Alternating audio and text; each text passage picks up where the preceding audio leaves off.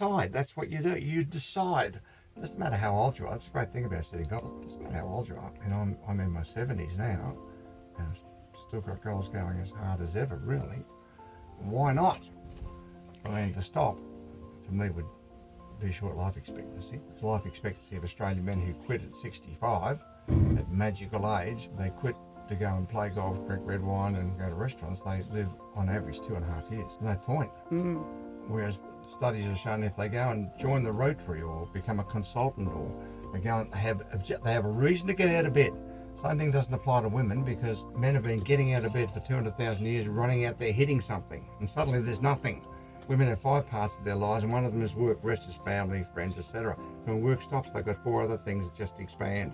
So women don't have those issues, men do. But they found that men who retire to something live on average 7 years after retirement. Now some die at 5, some die at 10, but I'm in my 70s now, I've got no intention of dying soon. As long as I keep setting goals and chasing things.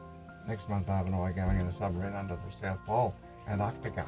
That's a good one. Why are you going in a submarine? Well, didn't you see recently those people went down to the Titanic and they got dissolved? Boom! I saw that, but they went 4 kilometres underwater. And if we did die in a submarine, what a bloody good headline memory that'd be. Oh, they died in a submarine, better than they died dribbling in bed and crapping their pants.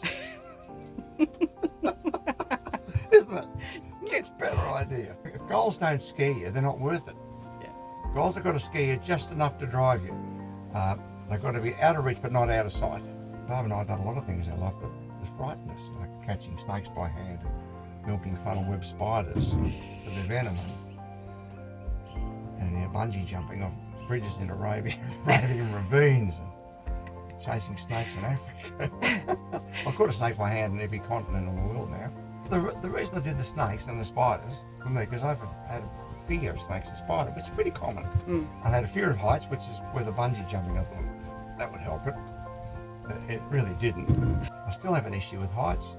Snakes, I have enormous respect for them, but they don't control me. I control them.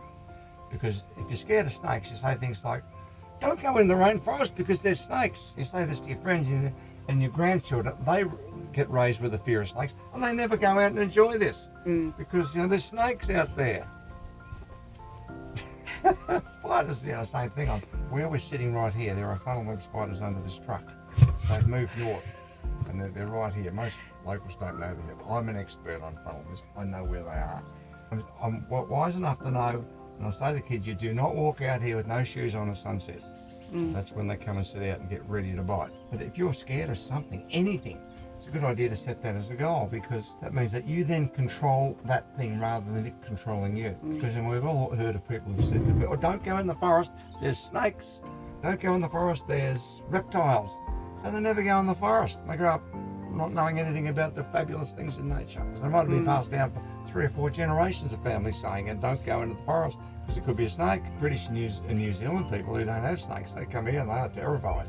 So I usually rush out and catch a big python and go and put it in their bed, I think it's funny, they normally don't.